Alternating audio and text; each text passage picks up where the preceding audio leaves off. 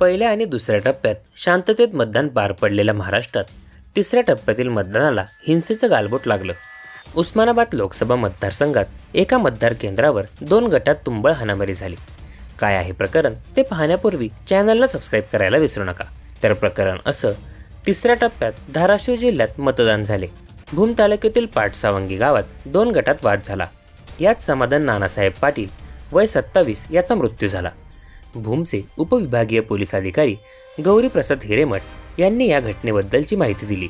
दिलेल्या माहितीनुसार पाटसांगवी गावात ही घटना घडली।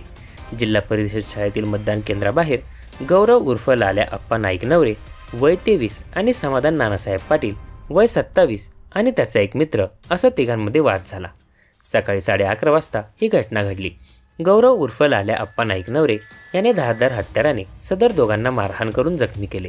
त्यानंतर त्वरित घटनास्थळावर पोलीस व पाटसांगवी गावातील नागरिक आले आणि त्यांनी सदर दोन्ही जखमींना औषध उपचारासाठी बार्शी जिल्हा सोलापूर येथे वाहनाने रवाना केले।